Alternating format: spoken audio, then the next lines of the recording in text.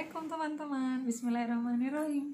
Apa kabar kalian hari ini? Semoga selalu dalam lindungan Allah Subhanahu wa taala, sehat selalu, dan kalian semua yang sedang galau, yang sedang sedih ataupun yang sedang futur, ayo bangkit lagi, oke? Bangkit. Kita berdiri lagi. Jangan lama-lama bersedihnya. Oke teman-teman, terima kasih sudah subscribe dan sudah klik video ini. Jangan lupa ya yang belum subscribe dan yang udah nonton video-video saya, supaya kita lebih lebih sering bertemu lagi di dalam channel ini. Saya minta kalian untuk subscribe supaya aku lebih semangat lagi, oke? Terima kasih. Oh ya, hari ini alhamdulillah saya sudah selesai tugas saya tahun ini, lebaran ini.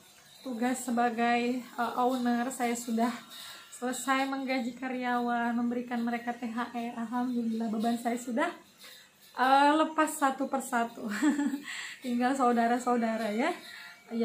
Seberapa pun rezeki kita, kita harus membagikannya walaupun itu sedikit. Insya Allah akan berkah dan bertambah apabila kita tidak menahan ataupun menumpuk untuk diri kita sendiri doang gitu ya teman-teman ya. Oke, hari ini Muslimah Pejuang Dapur judulnya ya bercerita dulu ya teman-teman ya. Yang belum kenal saya, kenalkan dulu, saya adalah Wita, Kak Wita panggilannya. Saya berasal dari Medan dan saya sekarang stay di Bogor. Saya adalah seorang, bukan mu'alaf ya, udah lama lah ya, tapi saya adalah pejuang, seorang pejuang segala-galanya. Mulai dari, bukan hanya pejuang dapur, tapi pejuang hati, pejuang perasaan, pejuang ujian, dan pejuang semuanya lah teman-teman. Aku rasa kalian juga sama, kalian adalah orang yang hebat. Kalian juga adalah seorang yang pejuang. Sampai kalian bisa berdiri sampai saat ini, berarti kalian adalah orang-orang yang hebat. Tidak mengeluh dan tidak mundur sedikit pun, padahal berarti kalian adalah orang-orang yang hebat. Oke teman-teman, aku hari ini hanya menyampaikan satu bait, enggak ya, sedikit saja, yaitu tentang bagaimana cara kita supaya amalan-amalan kita, supaya kita sebagai seorang pendosa ini diterima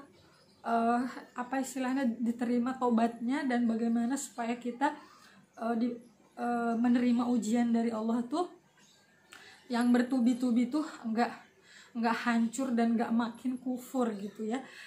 Jadi kayak gini, kita sering enggak sih bertanya kayak gini nih dalam hati. Lagi-lagi saya ini jangan bosan kalau saya selalu mengatakan bahwa hijrah, semangat. Jangan bosan ya teman-teman ya. Karena saya nggak mau apabila satu sahabat, entah dimanapun kalian berada, kalian terpuruk dengan keadaan, kalian terpuruk dengan ujian yang Allah berikan gitu ya. Sayang sekali, karena ada kesempatan di balik ujian itu gitu, akan ada hadiah di balik ujian itu gitu. Jadi untuk teman-teman yang saat ini ya merasa terpuruk, yang merasa diujinya bertubi-tubi gitu, yakinlah bahwa Allah itu menguji kita gitu ya, karena ada sesuatu yang akan Allah berikan gitu, ada hadiah di belakang sana yang akan menanti gitu ya.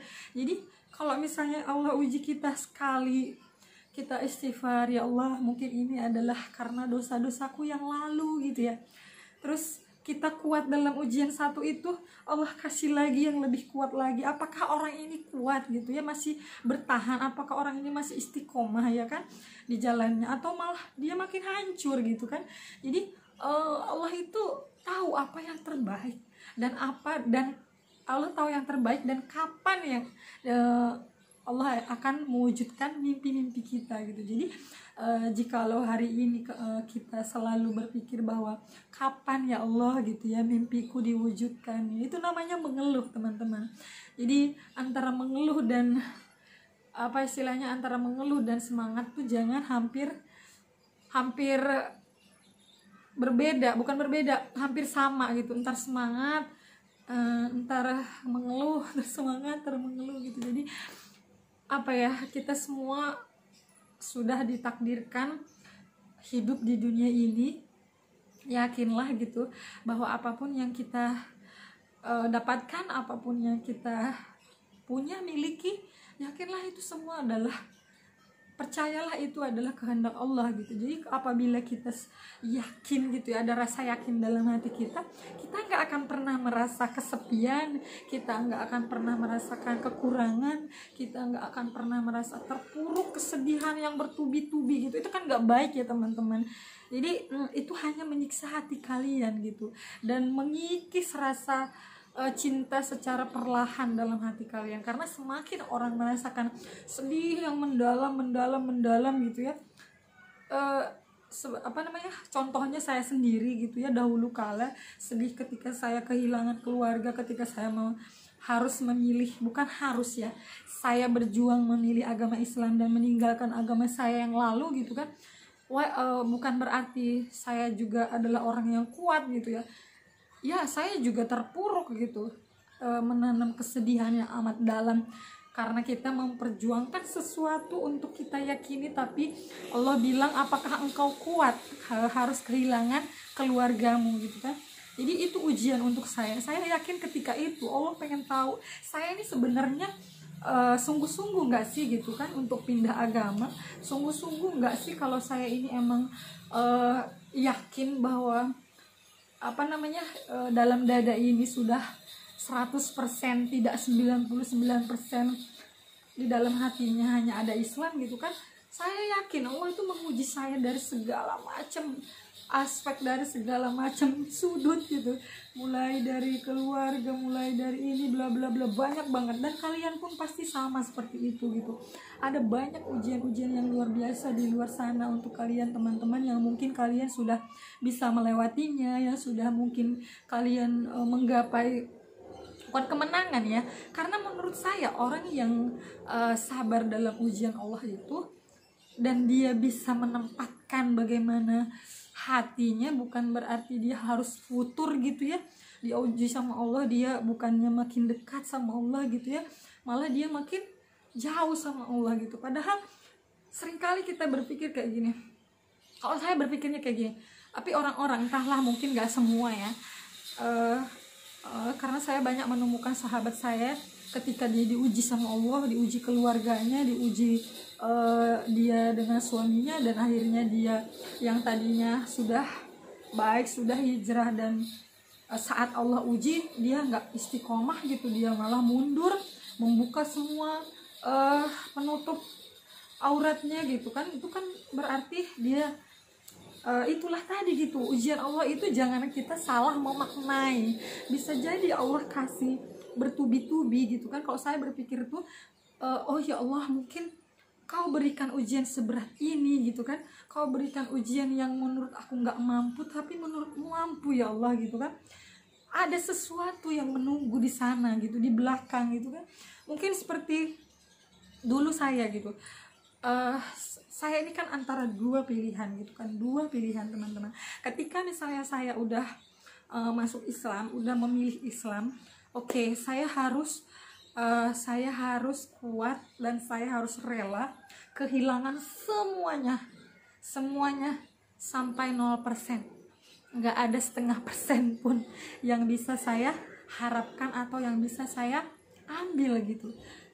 Itu pilihan ya, nggak, itu pilihan. Jadi Allah tuh ngasih tahu bahwa kamu nih mau nggak kamu saya uji kehilangan semuanya, tapi kamu aku berikan hidayah dan mensucikan dan membersihkan semua badan ini gitu, dari Kristen ke Islam kayak gitu ya.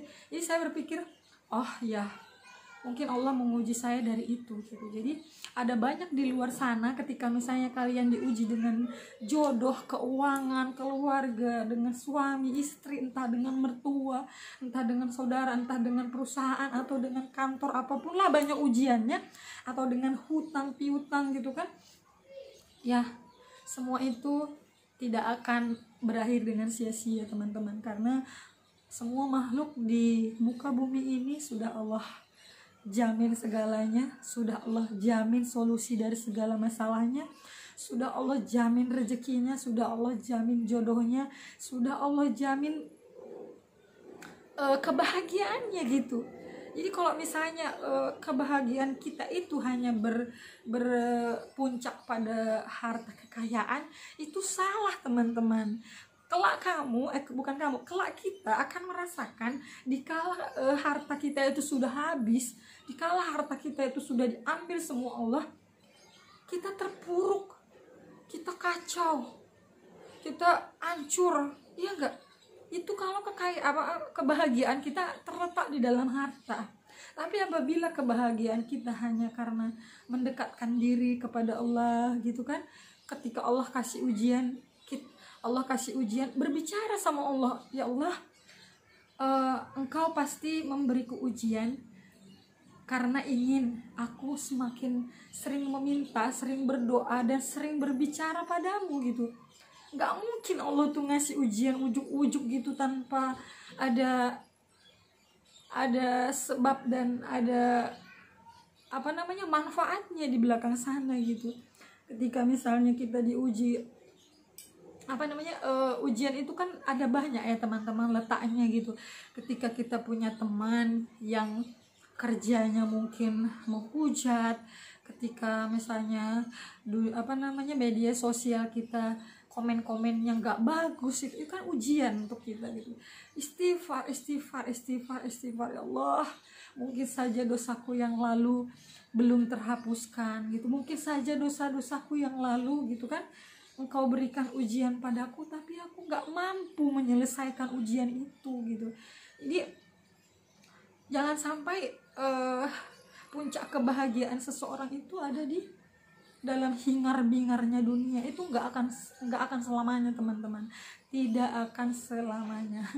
Jadi ketika hati kita sudah dekat sama Allah, ketika kita sudah berazam bahwa apapun yang kita lakukan dan apapun yang kita pijak di bumi ini, percayalah semuanya karena Allah.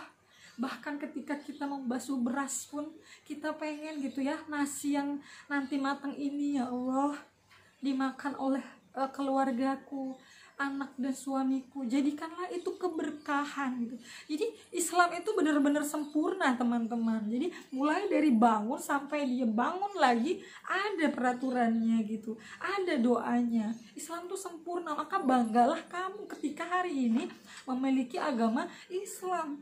Salah satunya syarat untuk kamu memasuki surga, tinggal kita melakukan apa-apa yang Allah sukai dan apa-apa yang Allah larang kita hempaskan kayak gitu. Jadi pilihannya itu sebenarnya Allah udah kasih. Kamu mau hitam atau mau putih gitu. Kita mau coret buku kehidupan ini dengan pena yang penuh pena hitam, tinta hitam menandakan sangat kelam gitu, atau misalnya kita menulis dalam buku kehidupan kita ini dengan tinta putih, dengan tinta berwarna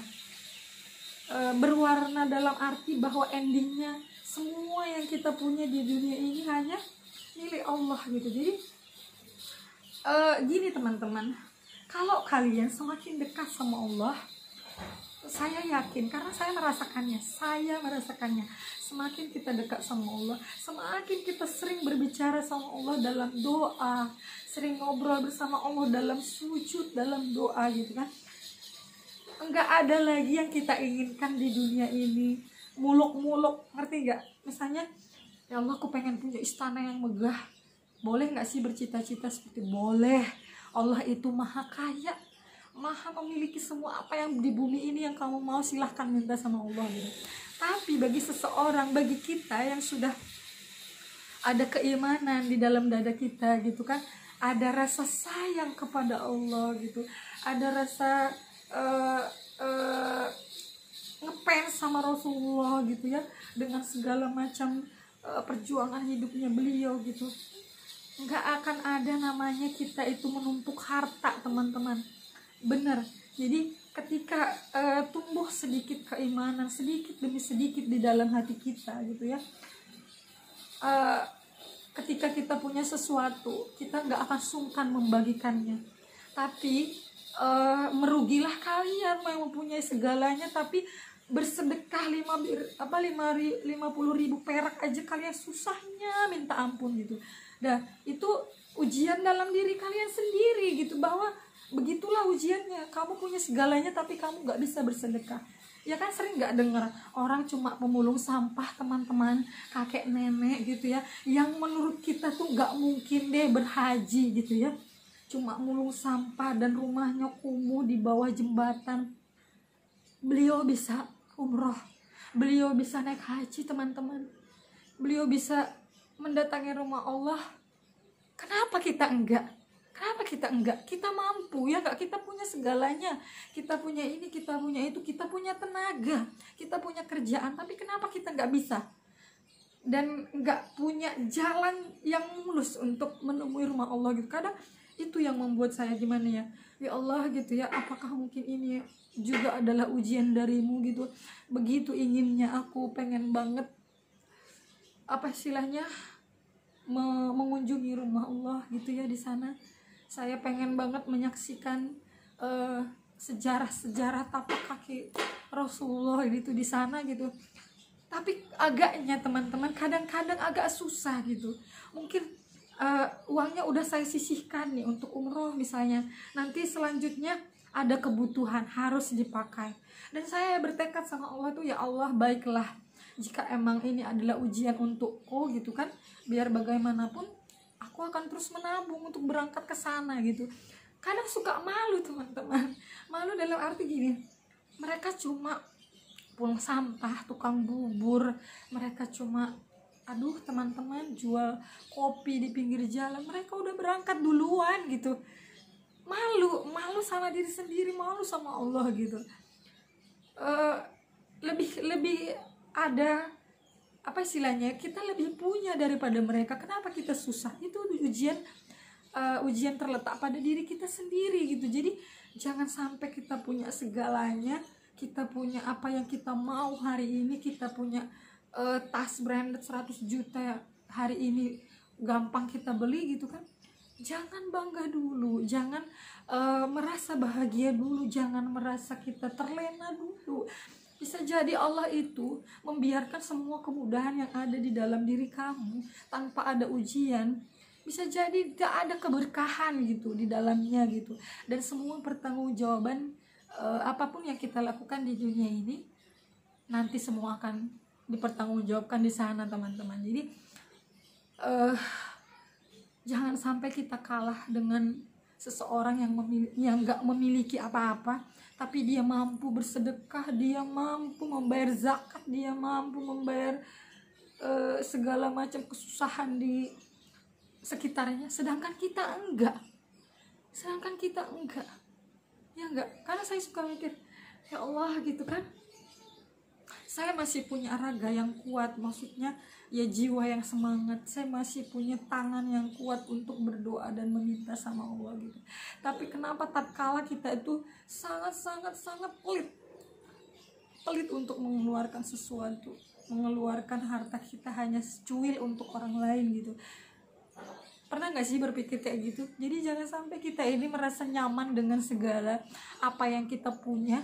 Bukan berarti itu bukan Allah gak menguji kita teman-teman. Justru sesuatu yang kita punya bermewah-mewah belum Allah uji, harusnya kita takut dalam arti bahwa Allah akan dengan dahsyat di suatu saat akan mengambilnya dan kita nggak punya sepeser pun.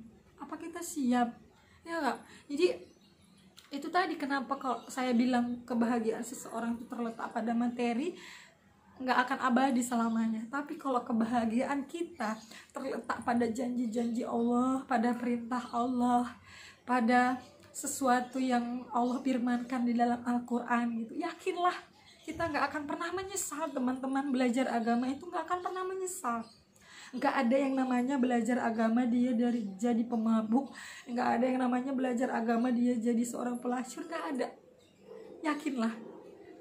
Yang ada adalah saya seorang Kristen Protestan berubah menjadi seorang Muslim, itu semua hanya karena kebesaran Allah dan hidayah dari Allah.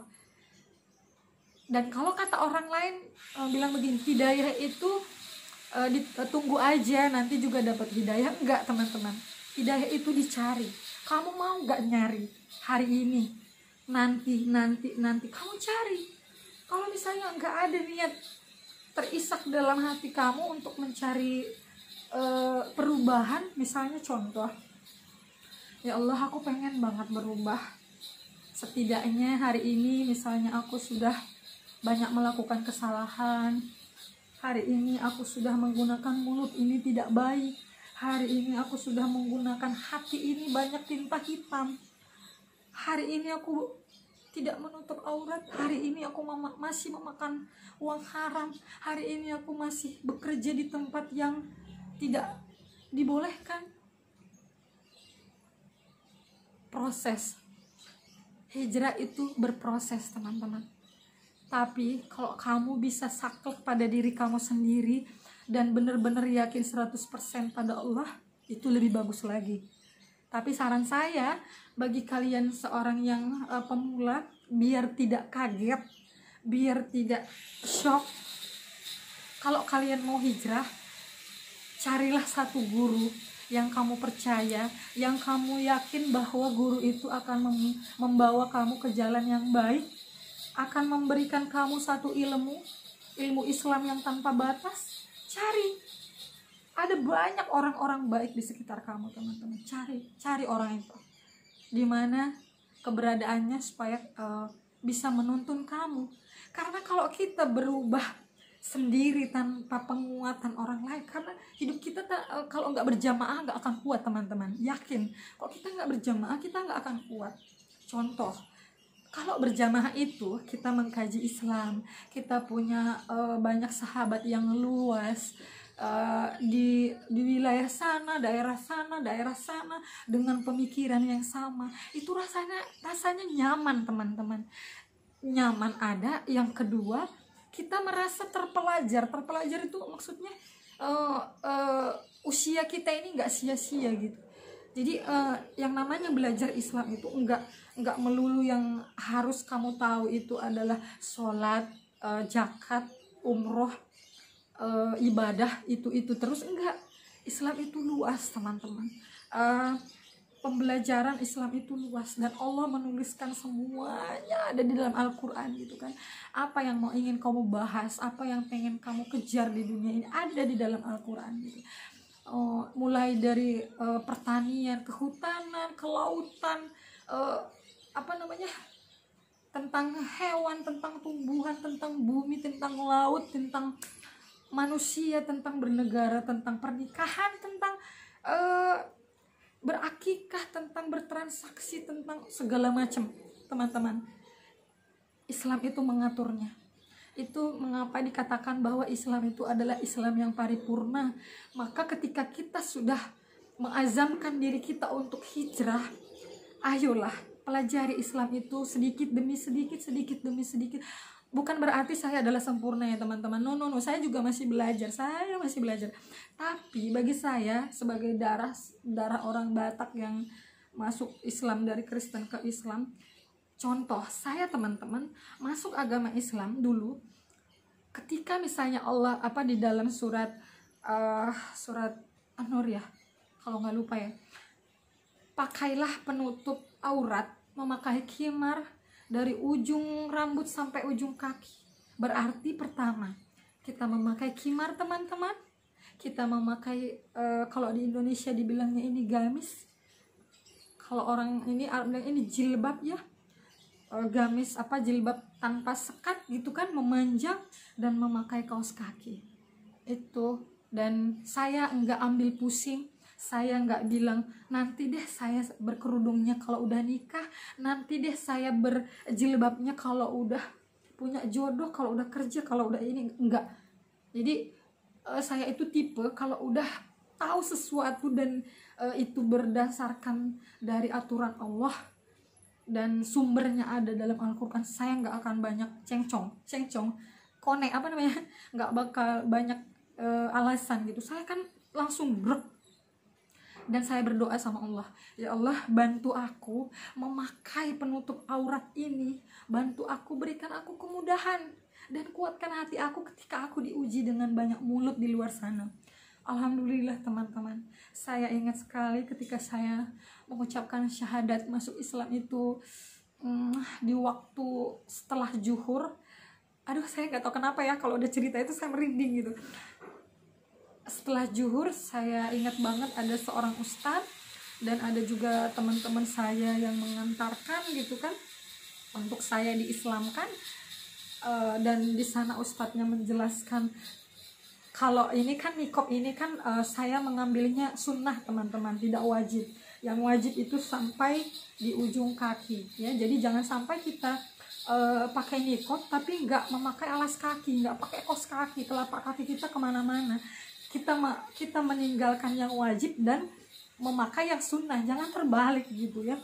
Jadi kalau kalian ini sunnah, saya mengambilnya sunnah, tidak wajib gitu, karena yang wajib tuh istri-istri Rasulullah menurut saya gitu. Dan ketika saya diislamkan saat itu setelah sholat zuhur, saya ingat banget begitu banyak orang yang menyaksikan saya masuk Islam, dan mereka, aku tahu di dalam binar-binar mata mereka itu bahagia gitu. Padahal saya nggak mengenal mereka teman-teman. Saya nggak mengenal mereka siapapun, saya nggak kenal. Tapi ada di dalam hati saudara-saudara saya yang muslim ketika itu, bukan saudara kandung ya, saudara seiman gitu. Banyak yang menyaksikan, saya pun nggak tahu kenapa bisa seramai itu gitu ya.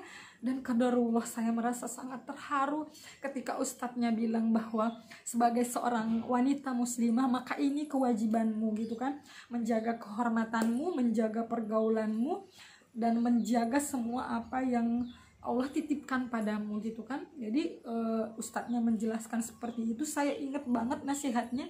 Yang pertama adalah nasihat beliau itu tentang menutup aurat. Dan saya nggak mikir panjang bla bla bla, karena saya pikir kalau misalnya saya memakai penutup auratnya setelah menikah, apakah yakin usia saya nanti sampai saya menikah? Kan kita nggak tahu teman-teman, bisa jadi saya 5 menit kemudian dipanggil sama Allah, bisa jadi besok, lusa, atau minggu depan, atau nanti malam. Kita nggak tahu, kita nggak punya tiket, dan kita nggak punya nomor masuk ke sana gitu kan. Tahun berapa, tanggal berapa, jam berapa, menit keberapa, kita nggak tahu kan. Jadi saya berpikirnya kayak gitu. Jadi ya Allah, bismillahirrahmanirrahim, di hari ini, di waktu ini, di setelah sholat zuhur ini, aku persembahkan diriku kepadamu ya Allah. Aku persembahkan semua hidupku untuk Islam, dan ku persembahkan semua apapun yang aku punya di dunia ini untuk Islam. Dan saya akan melakukan semua perintahmu, dan saya akan belajar meninggalkan apapun yang engkau larang. Itu azam saya ketika itu di masjid ya, ketika saya baru mau memulai syahadat teman-teman. Jadi entah kenapa ketika itu saya meneteskan air mata terus menerus gitu. Bukan air mata kesedihan, tapi air mata kebanggaan, bahwa aku bangga mempunyai identitas sebagai seorang muslimah. Saya bangga menjadi seorang muslim. Kenapa? Karena syarat masuk surga pertama adalah engkau beragama Islam gitu. Itu yang membuat saya dulu takut teman-teman. Jadi bagaimana ini dengan agama saya gitu, ketika saya dulu masih Kristen ya. Dan saya nggak ambil ya pikir panjang, langsung saya melakukannya, langsung saya menutup aurat. Walaupun ketika itu saya belum tahu ya, namanya juga masih baru, tapi saya banyak bertanya gitu, apakah kita harus memakai kaos kaki, apakah menutup aurat itu seperti apa gitu kan, kerudungnya sampai mana gitu teman-teman. Saya belajar gitu, dan saya bertekad ketika itu, aku akan belajar jadi hamba yang baik ya Allah. Jika apapun yang aku miliki ketika masa lalu kemarin dan engkau ambil, engkau pisahkan aku dari mereka, maksudnya keluarga saya gitu kan, tak apa-apa, tapi berikan aku keluarga yang baru. Nah aku mewek nih, kalau udah bagian ini aku mewek nih. Maksudnya berikan aku keluarga yang baru di sini, di perantauan ini, di Bogor ini. Dan teman-teman, apa yang terjadi? Saya memiliki banyak ibu angkat. Ibu angkat saya tuh banyak di mana-mana, di sini. Entah itu berawal dari kami bertemu di pasar, entah itu berawal bertemu di warung. Saya ini orangnya nggak pernah pilih-pilih teman-teman, nggak pernah pilih dia mau rambut panjang, mau warna hitam, mau dia jelek, mau dia cantik, mau dia mancung, apa pesek, saya nggak pernah memilih. Tapi selagi dia sahabat itu, saya rasa akan membawa saya dalam kebaikan, kenapa enggak gitu. Tapi kalau misalnya dia adalah seorang pemabuk, bukan berarti juga saya harus ikutan jadi seorang pemabuk, teman-teman, enggak gitu. Saya juga pilih-pilih, tapi untuk dalam hal kalau dia masih dalam batas wajar, saya mau berteman dengan orang itu. Bahkan sekalipun teman-teman, ketika itu di kampus saya punya teman gitu ya, dia itu Allahualam mungkin sekarang dia udah hijrah ya gitu ya, mudah-mudahan gitu udah diberikan hidayah sama Allah gitu ya. Dia bener-bener seksi ya, pakai tank top kuliah, rambut pirang, celana, aduh pokoknya kalau diceritain itu ngeri banget. Dan orang semua itu bengong ketika misalnya aku berteman sama dia, aku berteman sama dia, aku enggak apa istilahnya, enggak menjauhi dia, karena saya rasa kalau seseorang itu udah buruk kita jauhi, dia akan makin buruk, teman-teman. Tapi kalau seseorang kita udah rasa sahabat kita ini udah agak melenceng dikit, kita bisa tarik gitu, kita bisa sadarkan diri. Itulah manfaatnya berjamaah, maksud saya tadi kayak gitu, teman-teman. Jadi ketika misalnya saya nih udah dalam fase merasakan futur, karena semua kita manusia pasti diuji perasaannya, teman-teman. Ada kala rasanya kita jenuh, ada kala rasanya kita melulu merasa kekurangan gitu. Di sanalah terjadi futur, sehingga kita jauh dari Allah dan mendekati syaitan gitu. Dan kalau kita berjamaah, mereka akan merangkul kita, mereka akan memegang pundak kita dengan erat. Contoh, ada satu sahabat saya sendiri, beliau diuji dengan mendapatkan pekerjaan yang nggak seharusnya seorang muslimah bekerja di situ, dan itu diharamkan baginya gitu. Tapi dengan gajinya selangit, teman-teman, dia mulai tergiur, dia mulai bersolek, dia mulai berdandan menor, tapi masih menutup auratnya. Dia mulai memposting pemikiran-pemikiran yang bukan pemikiran orang muslim gitu. Tapi karena sahabat saya ini berjamaah dan dia punya banyak sahabat dalam jamaah ini, menguatkan gitu, langsung ditepuk pundaknya, kita peluk, kita rangkul, dan kita tanya apa masalahnya gitu. Ketika sahabat kita diuji dengan materi kekurangan dalam keluarganya, dan dia harus terpaksa bekerja di tempat yang harusnya dia nggak bekerja di situ, kita bukan berarti kita harus menjauhi. Kalau kita ngejauhi, dia akan makin jauh. Yakinlah, begitupun saudara kita. Kalau saudara kita ada yang futur, atau bahkan diri kita sendiri futur, kalau nggak ada yang maksudnya colek nih, atau hey sadar dong gitu kan, kita akan berlalu gitu aja. Namanya manusia, teman-teman. Perasaan kita ini berubah-ubah. Ada kalanya kita berubah begini, begitu. Jadi kalau kita hanya sendiri, tidak berjamaah, saya rasa kita nggak akan kuat dengan segala godaan, nggak akan kuat segala ujian.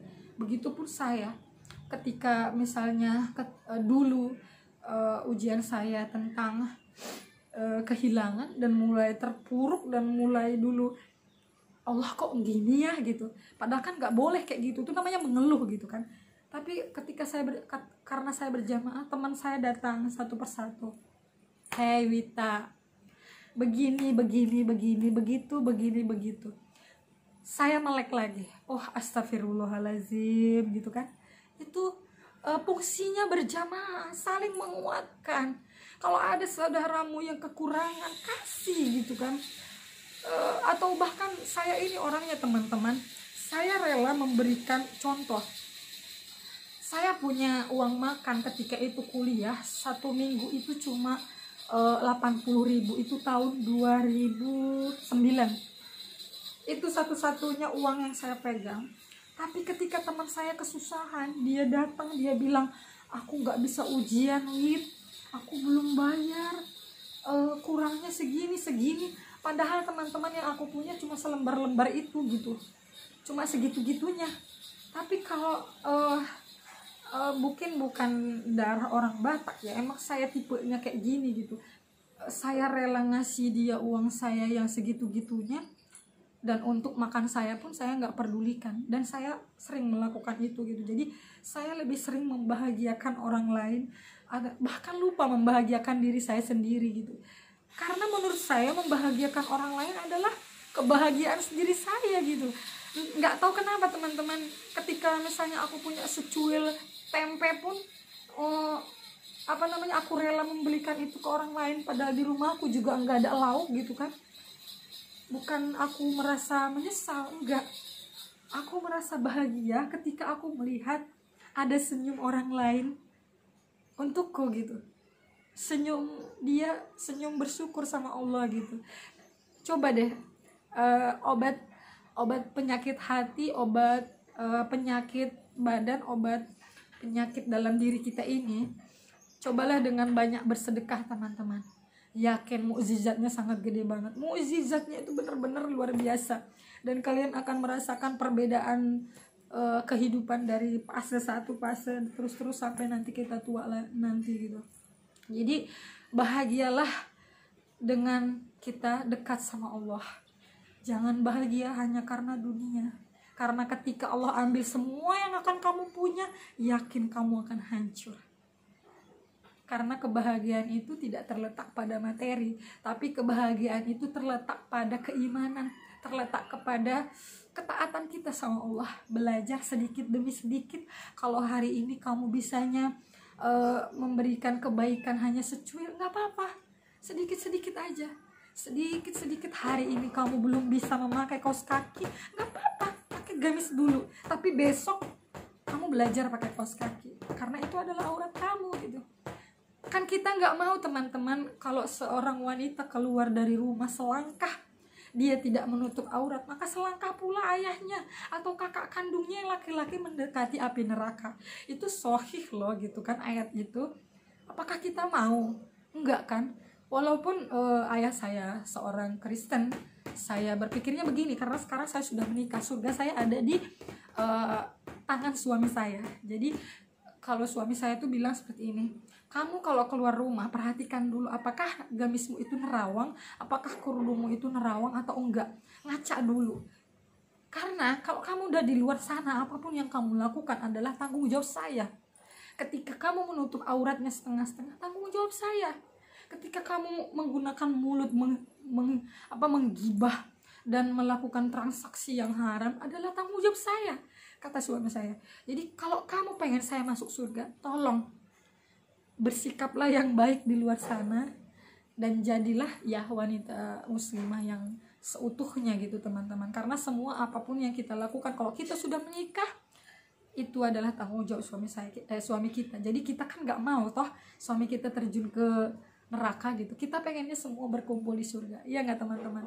Jadi hari ini berceritanya itu saja dulu. Besok kita lanjut.